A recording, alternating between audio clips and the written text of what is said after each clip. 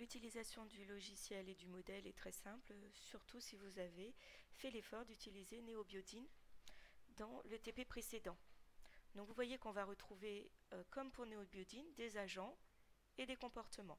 Donc ici dans ce modèle qui vise à mettre en évidence le rôle du microbiote dans les défenses de l'organisme, on a un certain nombre d'entités, les nutriments, les bactéries non pathogènes, donc celles du microbiote, les bactéries pathogènes, donc les méchantes salmonelles, et les phagocytes qui sont des cellules de l'immunité qui détruisent normalement les bactéries pathogènes. Ici les règles, c'est-à-dire les comportements. Pour voir comment est établi un agent ou une règle, il suffit de sélectionner l'agent, faire modifier cet agent et vous voyez ce qui a été décidé. Donc pour nutriments, l'apparence c'est un point, la couleur noire, les nutriments ne sont pas mobiles, 50 agents au démarrage, une bactérie non pathogène,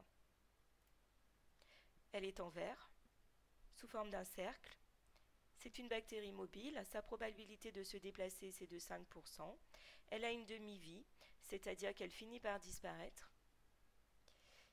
On les place de façon aléatoire, il y en a 30. On retrouve ensuite les bactéries pathogènes en rouge et les phagocytes en violet. Vous avez ici la légende. Le graphique s'affichera là. Pour les comportements, il est intéressant d'aller les regarder. Donc une bactérie non pathogène, comme tout être vivant, se reproduit. Donc elle va se diviser et devenir de plus en plus nombreuse. Si on veut voir à quoi correspond la règle, on fait modifier cette règle.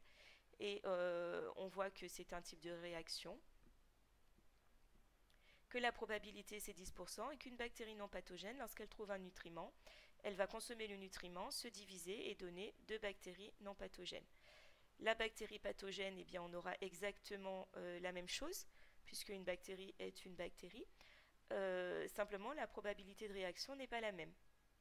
Car souvent, les bactéries pathogènes sont plus agressives que les bactéries non pathogènes du microbiote, donc elles se divisent davantage.